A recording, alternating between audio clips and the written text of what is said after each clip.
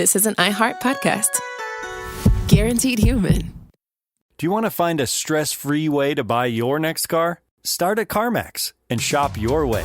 And if you want to browse with confidence, get pre-qualified online with no impact on your credit score and shop cars within your budget. From luxury cars to family rides, CarMax has options for almost every price range, including more than 25,000 cars priced under $25,000. So, hey, want to get started? Just head to CarMax.com for details and get pre-qualified today. Want to drive? CarMax. Based on the best-selling novel from Carly Fortune, the new Prime original series Every Year After follows Sam and Percy across 6 summers as they take a second chance at a love that never really let go. It's the kind of story that brings you back to a summer crush you never fully got over, or a friendship that almost turned into something more.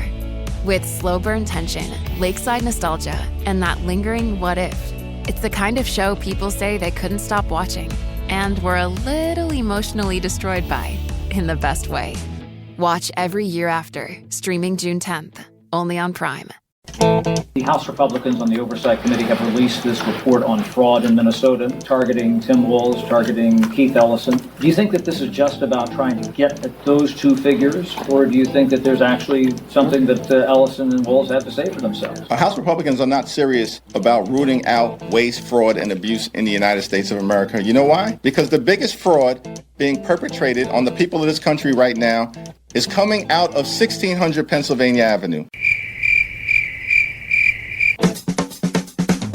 You're listening to the 47 Morning Update with Ben Ferguson. Good Tuesday morning. It's so nice to have you with us on the 47 Morning Update, and we've got 2 big stories for you. First up, the damage that was done to America's future, with our kids being the ones that had the most to lose during the COVID lockdowns. And now we're seeing the disaster of the education system we set up and how it's going to have lasting effects on this country.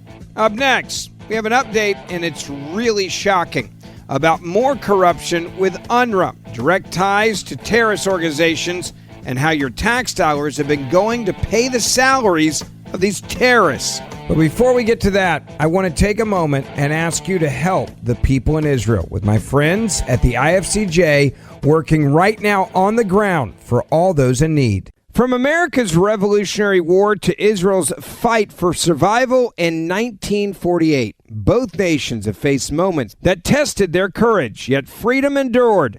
In October of 1985, President Ronald Reagan delivered these remarks about America's commitment to stand with Israel. In our talks, we paid special attention to 2 issues: our commitment to Israel's security and well-being, and our shared desire to move forward together toward a just and lasting peace between Israel and all its Arab neighbors. A strong, secure Israel is a shared interest. As America celebrates its 250th anniversary, the International Fellowship of Christians and Jews reflects on the friendship between the United States and Israel, 2 democracies built on faith, liberty, and hope. Sign up to receive a free USA Israel flag pin when you go online to flagpinifcj.org. That's flagpinifcj.org. It's the 47 Morning Update, and it starts right now. Story number 1. There were warning signs when COVID was going on. There were warning signs from people that were being silenced as well, saying that no one was understanding the harm that was being done to our children academically by having, quote, remote learning. You remember when kids stayed home for a couple of years and were having school over their iPads. Well, now we are seeing real data of just how much damage was done to the future of this country and our children that should have probably just been held back instead of socially promoted. Well, not only was children's well-being a decline during that time, but now we're seeing a decline nationwide since the COVID-19 pandemic, with children now in 29 states worse off in 2024 than in 2019, according to a new report out from the Annie E. Casey Foundation. Now, the report comes as families struggle with higher costs for food, housing, and other necessities. Advocates warn that cuts to government safety net programs could worsen conditions for children, and so they want you to spend more money. But the research is showing something very different. In fact, the research shows that kids who are healthy, safe, fed, educated, and surrounded by strong family relationships have a much better chance to thrive and contribute as independent adults. The foundation's vice president saying this to Axios: "We know that today's children are tomorrow's workforce, so the strength of the economy is the future, and that is directly tied to the well-being of kids today." The foundation's 2026 Kids Count data book measured children in 4 different categories, and this should make every American furious. Economic well-being, then education, then health, and then family and community. The national score fell from 553 to 547 from 2019 to 2024. In fact, 5 of the top 7 states were in the Northeast, while 11 of the 15 lowest-ranked states were in the South. Still, 8 southern states actually improved, including South Carolina, which posted the nation's biggest gain at 38 points. The share of children, by the way, living in households burdened by housing costs rose from 30 to 31%. That affects more than 22.4 million children. It was the first increase since 2010, according to the data as well. And the report revealed sharp declines in health and education scores, even though we have, quote, Obamacare. Child and teen deaths actually rose 8%. So much for Obamacare saving kids' lives. While health scores fell from 624 to 607. And then the education part comes in. Education scores took the biggest hit in any category, plunging from 518 to 417, driven by massive declines in reading and math proficiency in 47 different states. They said the rise in child and teen deaths reflect a youth mental health crisis as well. That was a real problem during COVID. Some states have moved to put more mental health professionals in schools, and family and community scores improved from 518 to 608, while economic well-being rose to 551, all the way up to 557. Now, here's the part that's really interesting about this. The safety net programs, including the temporary 2021 child tax credit expansion, may have actually helped cushion families. But recent Georgetown University data actually showed fewer children enrolled in Medicaid and more uninsured, even though Obamacare is out there, raising concerns now about what was going to happen in the terms of child well-being and outcomes for children with a system that is clearly broken and heading in the wrong direction, particularly around the economic security in a time when we know costs are rising for food and housing and basic necessities. Now, New Mexico, for example, ranked 49th, but improved by 22 points, largely on economic gains. Mississippi ranked last overall, but saw stronger education results after a 2013 third-grade reading law and continued funding in schools, teacher training, and early childhood education. All of those things, obviously, are really, really, really, really, really important. Now, that's positive proof that when we make direct investments in families and children, that children then do well. The teen birth rate, by the way, also fell 24%. I'm going to say that again. The teen birth rate fell 24% during the study period. It's the direct results of decades of investment in trying to ensure that teen pregnancy rates actually decline, the study says. Now, you put all this into perspective right now, and here's what we know for a fact. We know that COVID and having children stay home not only literally cost kids their lives with mental health issues, but it also took away the quality education, or even maybe the bare minimum education that they were receiving. It made it all worse. And now we have a major economic problem on the horizon. Too many kids that don't even know how to read going into college. Let me say that again. The new data also shows that more kids are going to college without being proficient in reading. How is that even possible? Welcome to social promotion of our government schools.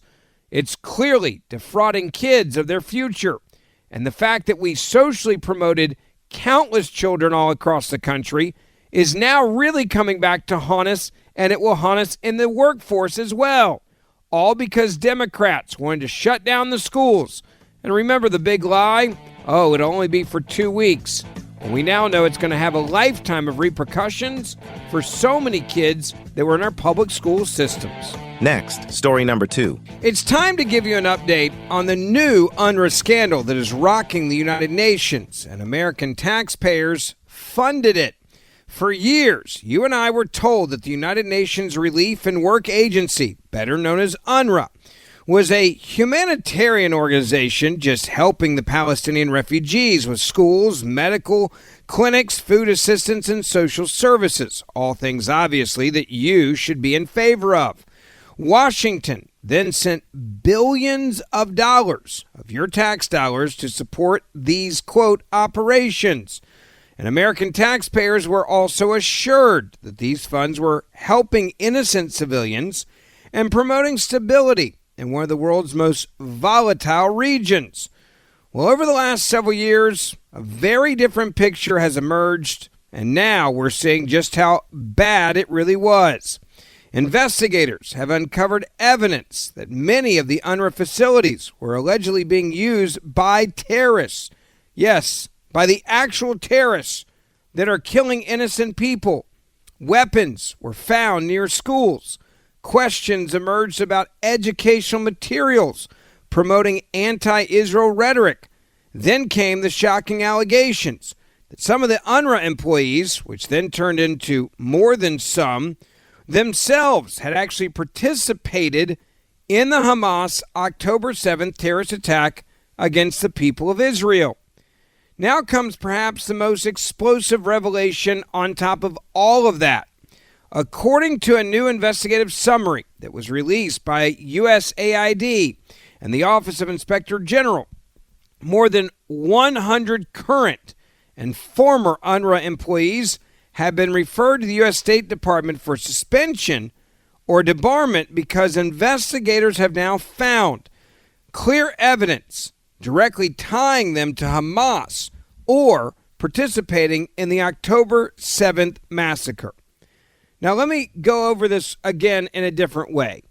You have now proof of more than 100 UNRWA employees who are being paid by our tax dollars and are supposed to be doing humanitarian work that are actually straight up terrorists or directly working with terrorists who are killing and planning the October 7th attack.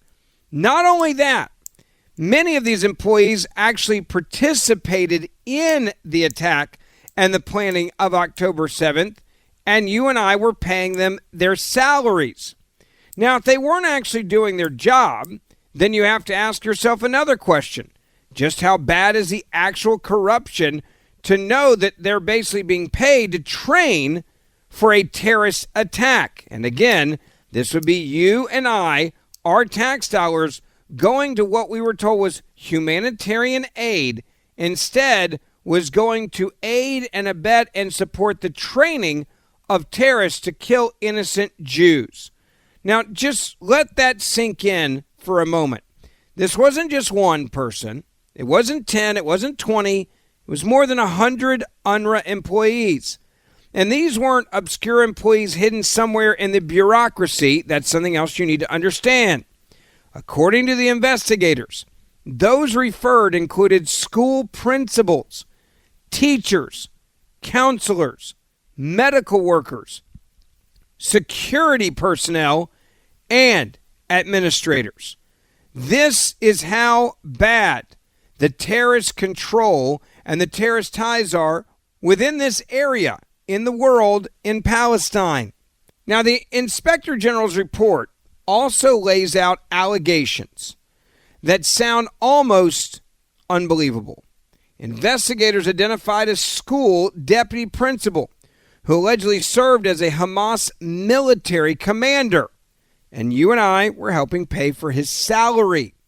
Another deputy principal allegedly served as a squad leader in a Hamas infantry battalion. Again, that would be a terrorist organization. One teacher allegedly worked in Hamas intelligence operations, tracking explosive devices. Another allegedly served as a platoon commander for the terrorist organization. And one teacher was reportedly identified as a Hamas, master sniper. That's who our tax dollars were going towards. There was also another one that received orders involving anti-tank missiles during the October 7th attacks.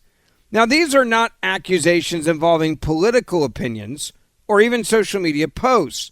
These are allegations involving direct participation in a designated terrorist organization, and in some cases, direct involvement in the deadliest terrorist attack in Israel's history. The Inspector General says its investigation has now produced referrals involving 108 individuals, and that additional referrals could also be, quote, forthcoming. The report also notes that potential criminal referrals remain possible as investigators continue reviewing the evidence. And here's why you should care. For decades, the United States was one of the largest funders, largest financial backers of UNRWA. American taxpayers contributed not millions, but billions of dollars over the years to fund the agency's operations across Gaza. And the line that we were sold was, hey, this is no-brainer for America.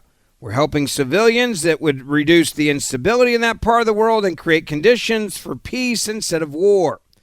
But instead, now what we find out is American taxpayers, you and I, were actually helping fund an organization that failed to prevent extremists from embedding themselves inside of its workforce. And in fact, it's pretty clear they were allowing it to happen on purpose. Now, the allegations, thank goodness, are fueling outrage on Capitol Hill. Many lawmakers have spent years warning that UNRWA's oversight mechanisms were inadequate and that the agency had become vulnerable to be infiltrated by Hamas. Those warnings, by the way, were often dismissed as, political attacks. Well, those critics are pointing to the latest investigation and asking a simple question. How did this happen? How did individuals connected to Hamas end up working as teachers, principals, counselors, and administrators inside an organization receiving international support? How were these individuals able to remain employed while holding positions inside of a terrorist organization at the highest levels? And perhaps even more important than that, what safeguards failed, or were they purposely not used? Now, UNRWA has consistently denied institutional support for Hamas, but their employees, they tell a very different story. They, of course, point to internal investigations and employee screening efforts. The organization has said it takes allegations seriously and has terminated employees when credible evidence emerges. The United Nations has also conducted, they claim, investigations into previous allegations involving staff members' ties to terrorism. Now, the latest development is different because of the scale, and this is the part that matters. The number is no longer a handful of employees. The number is now over 100. And what makes this such a political moment is this. The USAID Inspector General says these referrals are intended to prevent these individuals from receiving future benefits through U.S.-funded aid programs. Now, one former UNRWA school principal previously received a government-wide debarment after investigators linked him to Hamas activities directly connected to October the 7th. Investigators say we are continuing to, quote, review approximately 1,500 UNRWA personnel and their records, and additional referrals will be forthcoming. That means what I'm telling you right now in this story, it's far from over. And politically, it arrives at a moment when many Americans are already demanding greater scrutiny over how our taxpayer dollars are being spent, not overseas, but actually in this country, with massive fraud and corruption. Supporters of the foreign aid, of course, they're saying, no, we got to keep sending the money. Well, why would you send our tax dollars directly to terrorists? Because that's exactly what we're looking at now. And this is also a story about lack of accountability or previous administrations deliberately looking the other way, knowing exactly what was going on.